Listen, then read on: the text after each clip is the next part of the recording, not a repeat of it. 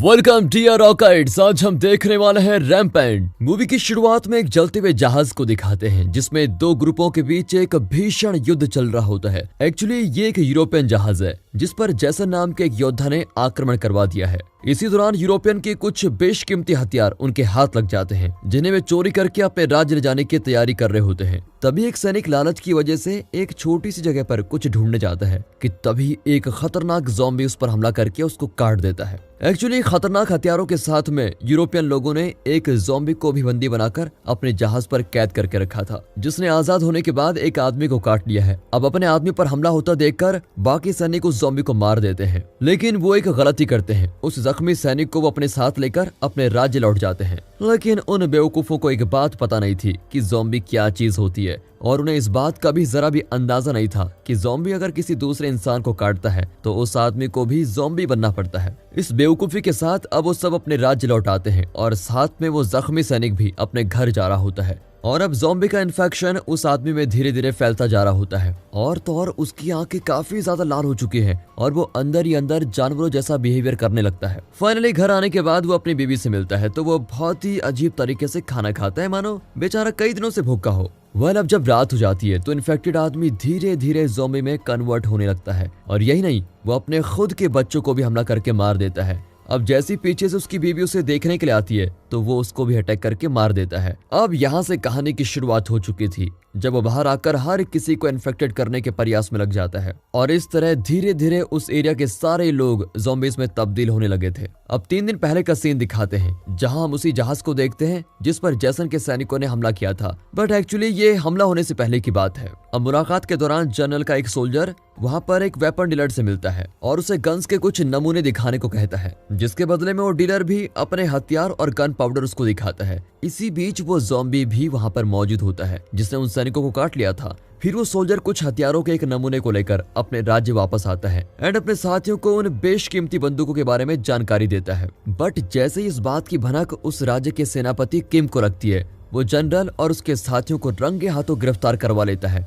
और यही नहीं, इसकी शिकायत अपने राजा से भी करता है। अब इस हरकत से राजा इनसे बहुत नाराज हो जाता है और कहता है कि मेरी परमिशन के बिना तुमने इतनी बड़ी साजिश को अंजाम कैसे दे दिया। ये सरासर देशद्रोह है, जिसकी वजह से किंग उन्हें बहुत बड़ी सजा देता है, और यही नहीं, उनके परिवार को भी वहां लाकर सजा देने का आदेश देता है। फिर इसके बाद हमें राजा का बड़ा बेटा जेसन दिखाया जाता है जो अपने राज्य पर आने वाले बढ़ते खतरे को देखते हुए अपने छोटे भाई ली जोंग को एक चिट्ठी भेजता है। वैसे सेनापति किम राजा के सामने अच्छा बनना चाहता है, इसीलिए वो राजा के कान भर देता है। उसके बाद जैसन अपने पिता से मिलने दरबार जाता है। राजा के बड़े बेटे जैसन को पहले ही पता होता है कि सेनापति ने जनरल और उसके कई साथियों को जानबूझकर अरेस्ट करवाया है क्योंकि वो नहीं चाहता कि हमारे राज्य का भला हो, लेकिन असल में जैसन के लोगों ने हथियार राज्य की सुरक्षा के लिए खरीदे थे। अब जैसन कहता है कि वो सभी निर्दोष हैं, जबकि उसका बाप मतलब कि वहाँ का राजा उसे भला बुरा कहते हुए कहता है, तुम सिर्फ मेरी गद्दी पाना चाहते हो इसलिए ये सब कर रहे हो, और तुम्हारी बताई हुई बातों पर मुझे जरा भी यकीन नहीं है।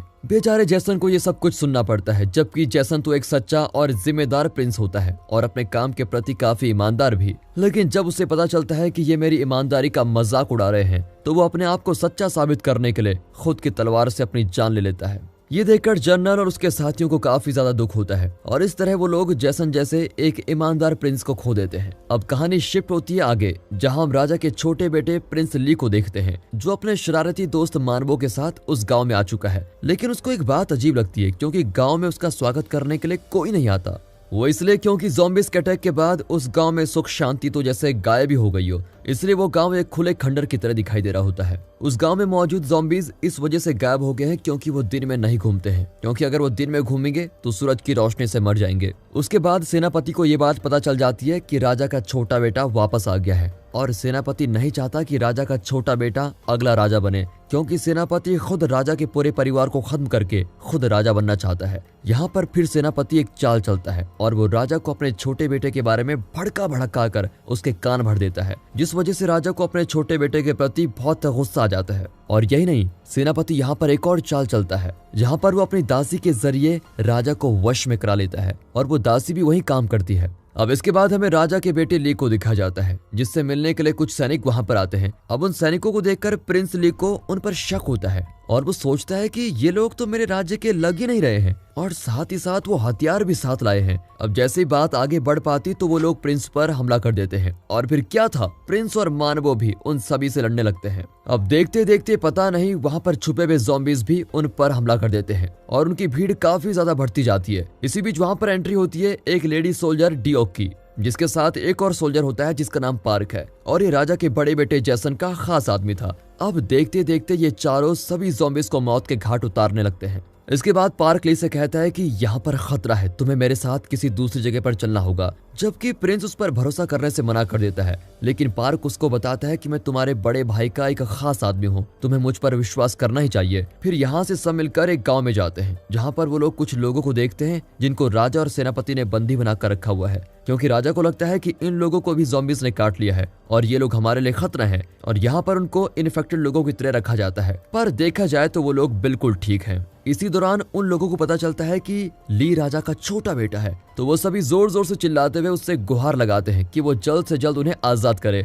और साथ में ये भी कहते हैं कि आने वाले वक्त में आप ही हमारे राजा होंगे। ये बात सुनकर प्रिंस उनसे उल्टा ये कह देता है कि मैं यहाँ कोई राजा बनने नहीं आया हूँ, मैं तो सिर्फ अपनी भाभी को यहाँ से ले जाने आया हूँ और जैसे ही मेरा काम खत्म हो जाएगा तो मैं चला जाऊंगा। अब इस और हम सेनापति को देखते हैं, जिससे एक आदमी आकर कहता है कि आपके भेजे हुए सारे आदमियों को प्रिंस और उसके लोगों ने मार दिया है। लेकिन जब सेनापति को पता चलता है कि ये सोल्जर भी इन्फेक्टेड हो चुका है तो वो उसको एक तहखाने में धक्का मार के गिरा देता है। अब ये सेनापति उस दासी को अपने कमरे में बुलाता है और ये वही दासी थी जो हमेशा ही अपने राजा के पास रहती है। अब जैसी वो दासी उस कमरे में आती है, वो इन्फेक्टेड आदमी जो अब ज़ॉम्बी बन गया है उसको काट लेता है और इन सारी बातों से आपको पता चल ही गया होगा कि ये सेनापति की सोची समझी एक साजिश थी, जिसे वो राजा की दासी के जरिए अंजाम देना चाहता था।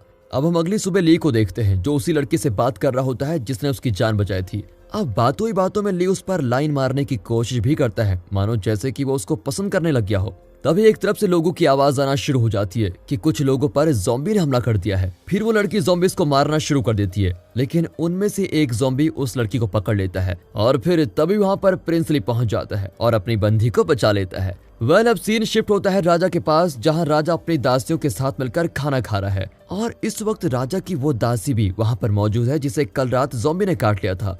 अब देखते देखते उसी वक्त वो दासी भी ज़ॉम्बी बनना शुरू हो जाती है और प्लान के मुताबिक राजा को भी इन्फेक्ट कर देती है। ये सब देखकर तो राजा की भी हालत खराब हो जाती है और वो उसे मारने का आदेश देता है। फिर बहुत मुश्किलों के बाद आखिर में इन्फेक्टेड दासी मारी ही जाती है। इसके बाद हमें राजा का छोटा बेटा प्रिंस ली दोबारा दिखाया जाता है, जिसे गांव वाले कहते हैं कि जल्द से जल्द तुम राजा से कहो कि हमारी जान बचाओ, वरना सारे ज़ॉम्बीज़ हम पर हमला कर देंगे और इस गांव में कोई इंसान नहीं बचेगा। इसके बाद हमें सेनापति दिखाया जाता है, जहां सेनापति के खास आदमी भी कह रहे होते हैं कि इन्फेक्टेड होने की वजह से अब राजा भी ज़ॉम्बी में तब्दील हो जाएगा और जल्द ही उसकी मौत हो जाएगी। पर इस कोशिश के बाद भी सेनापति राजा नहीं बन सकता, क्योंकि राजा का छोटा बेटा प्रिंस ली अभी जिंदा है और जब तक उसको नहीं मारा गया तो सेनापति राजा नहीं बनेगा। अब अपने आदमियों से ये सभी बातें सुनकर सेनापति को काफी गुस्सा आता है, क्योंकि बहुत मुश्किलों के बाद वो राजा की गद्दी के पास पहुंचने वाला था, लेकिन जब तक प्रिंस ली जिंदा है वो ये नहीं कर सकता। अब सेनापति कुछ भी करके प्रिंस ली को अपने रास्ते से हटाना चाहता है। अब गांव वालों की बात मानकर प्रिंस फाइनली राजा के दरबार में पहुंच जाता है और अपने पिताजी से उनके हालचाल पूछने के बाद उन्हें ये बताता है कि गांव में एक बहुत बड़ी दिक्कत आ चुकी है। बहुत सारे ज़ॉम्बीज़ ने इंसानों पर अटैक करना शुरू कर दिया है और मैं आपसे गुजारिश करता हूं कि आप जल्द से जल्द अपने सैनिकों को गांव में भेजें, ताकि वो उन खतरनाक ज़ॉम्बीज़ को खत्म करके सारे गांव की रक्षा करें। पर इस बात को सेनापति काट देता है और कहता है कि प्रिंस, हम ऐसा नहीं कर सकते। अगर हमने ऐसा किया तो सैनिक खुद खतरे में आ जाएंगे, जिससे हमारा पूरा साम्राज्य खतरे में आ जाएगा। अगर हमारे सैनिकों की जान चली गई तो इसकी भरपाई कौन करेगा? इसके बाद राजा भी ली से कहता है कि मुझे पता है कि तुम भी यहाँ पर गद्दी को हासिल करने के लिए आए हो और चाहे तुम लाख कोशिश कर लो, लेकिन इस राज्य को मैं तुम्हारे हाथों में नहीं सौंपूंगा। इसके बाद ली कहता है कि मैं यहाँ पर राज्य गद्दी हासिल करने नहीं आया हूँ और न ही राजा बनने आया हूँ, बल्कि मैं अपने बड़े भाई की बीवी को बचाने आया हूँ, जिसके बाद मैं यहाँ से चला जाऊंगा। अब ली की ये बात सुनकर राजा उससे कहता है, मैं तुम्हें एक मौका देता हूँ, अगर तुम अपने आप को साबित कर सको तो। लेकिन तभी राजा की तबीयत खराब होने शुरू हो जाती है और राजा सभी को वहां से जाने के लिए कहता है। इसके बाद ली अपनी भाभी से मिलने जाता है और अपनी भाभी को कहता है कि आप मेरे साथ गाँव चलो, लेकिन उसकी भाभी उसकी बात मानने से मना कर देती है। वो कहती है कि तुम्हारा भाई एक ईमानदार और साहसी प्रिंस था वो चाहता था कि सभी हमेशा खुश रहें और अपने राज्य की सुरक्षा करें, लेकिन ये सब कुछ उस मक्कार सेनापति की वजह से हुआ है। इसलिए मैं चाहती हूँ कि तुम जल्द से जल्द उस सेनापति को मौत के घाट उतार दो, ताकि सभी गांव वाले उस सेनापति के चंगुल से बच पाएं। इसके बाद ली अपनी भाभी से कहता है कि ठीक है, मैं यहीं पर रुककर अपने भाई जैसा बनना चाहता हूँ और इस गांव की मदद करूंगा। तभी ली को पता चलता है कि उसके भाई के दोस्त पार्क को सेनापति ने बंदी बना लिया है। उसी वक्त सेनापति भी वहां पर आता है और ली को धमकी देता है कि तुम ये गांव छोड़कर चले जाओ, नहीं तो इसका अंजाम बहुत बुरा होगा। इसके बाद ली को ये बात भी पता चल जाती है कि उसके पिता धीरे धीरे ज़ॉम्बी बनने वाले हैं, इसलिए वो भी अपने पिता के पास मिलने के लिए जाता है। अब यहाँ पर राजमहल का एक बड़ा सा जश्न मनाया जाता है, जहाँ राज्य के सारे प्रमुख अतिथि मौजूद होते हैं। और इसी बीच राजा की हालत भी काफी खराब होने लग जाती है और अचानक ही राजा ज़ॉम्बी का रूप लेकर एक लेडी को काट देता है, जिससे सारे लोगों में खलबली मच जाती है और सभी घबरा जाते हैं। अब सेनापति इस बात का फायदा उठाकर राजा पर वार करके उसको मौत के घाट उतार देता है और ये सब ली अपनी आंखों से देख रहा होता है। वहां पर मौजूद लोग सेनापति को कुछ नहीं कहते, क्योंकि सेनापति का खौफ सारे लोगों के भीतर मौजूद होता है और वैसे भी सेनापति को गलत साबित करने के लिए कोई वजह नहीं होती, क्योंकि राजा ज़ॉम्बी में तब्दील हो चुका था और उसको मारने के अलावा कोई चांस नहीं था। अब देखते देखते इस महल में सैकड़ों ज़ॉम्बीज हमला कर देते हैं और वहाँ मौजूद सारे लोगों पर हमला करना शुरू कर देते हैं, लेकिन ली उन ज़ॉम्बीज का डट कर सामना करता है और अपनी भाभी को वहां से छुड़ा कर लेके जाता है। इसी बीच सोल्जर्स और ज़ॉम्बीज के बीच बहुत ज्यादा घमासान होता है, जिसमें ज़ॉम्बीज सोल्जर्स पर भारी पड़ जाते हैं और अब तो राजा भी मर चुका है। इसके बाद सेनापति सबके सामने कहता है कि अब मैं इस राज्य का राजा हूँ, लेकिन कुछ लोग अभी भी कह रहे होते हैं कि आप राजा नहीं बन सकते,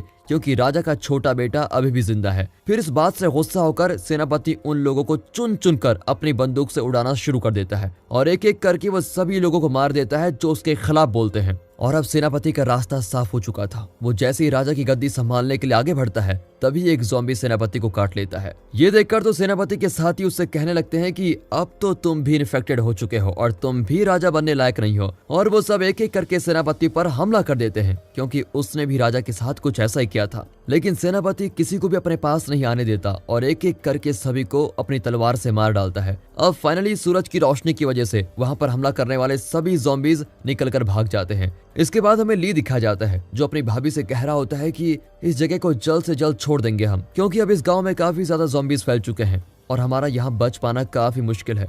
लेकिन उसकी भाभी उससे कहती है कि तुम अपने भाई का वादा तोड़ रहे हो और कहती है कि अपने भाई जैसा बनो। तुम्हारा भाई एक महान योद्धा था जो प्रजा की मदद करता था और तुम्हें भी एक महान राजा बनना है, तो तुम्हें भी इन लोगों की मदद करनी होगी। अपनी भाभी की बातों को सीरियसली लेते हुए ली अब सारे ज़ॉम्बीज को खत्म करने की ठान लेता है।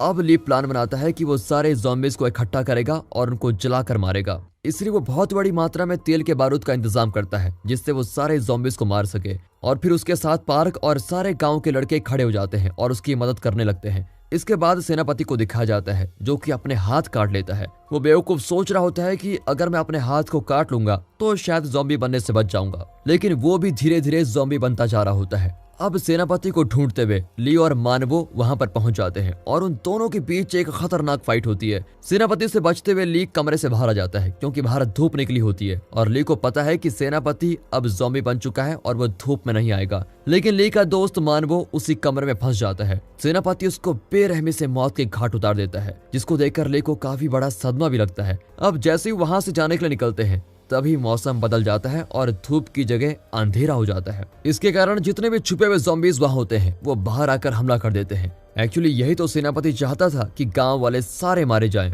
इसके बाद ली और उसके कुछ साथी आते हैं और गांव वालों को बचाना शुरू कर देते हैं और फिर सभी को एक सुरक्षित जगह पर पहुंचाया जाता है। अब पार्क ली से कहता है कि मैं बाहर जाकर सभी ज़ॉम्बीज को इकट्ठा करूंगा। वो ऐसा इसलिए कहता है क्योंकि हमले के दौरान पार्क भी इन्फेक्टेड हो चुका था। वो ली से कहता है कि मेरे वहां जाने के बाद तुम तेल डाल देना और आग लगा देना, क्योंकि मैं चाहता हूँ कि हमारा गाँव ज़ॉम्बी से मुक्त हो जाए। उसके बाद पार्क बाहर जाता है और ऊंची आवाज में ढोल बजाना शुरू करता है, जिस ढोल की आवाज को सुनकर सभी ज़ॉम्बीज वहां इकट्ठा होना शुरू हो जाते हैं। लेकिन वहां सेनापति भी आ जाता है और पार्क की कोशिश को फेल कर देता है। अंदर का माहौल एकदम से बिगड़ जाता है और ली समझ जाता है कि ये काम सेनापति ने किया होगा। जिसके बाद ली बड़ी हिम्मत के साथ अंदर घुसता है और एक एक करके सारे ज़ॉम्बी को चीरते हुए उस ढोल के पास पहुंचता है। इसी बीच पार्क लोगों को बचाने के लिए अपनी जान दे देता है। अब ली फिर से ढोल बजाना शुरू करता है ताकि गांव के जितने भी ज़ॉम्बीज होते हैं वहां पर इकट्ठा हो जाएं। फिर वहां सेनापति आ जाता है और अब दोनों के बीच फिर से खतरनाक फाइट होती है। इसके बाद चारों तरफ तेल गिरा दिया जाता है। इसके बाद ली खुद छत पर चढ़ता है और उसकी प्रेमिका के द्वारा भेजे गए तीर से वहां पर आग लगा देता है।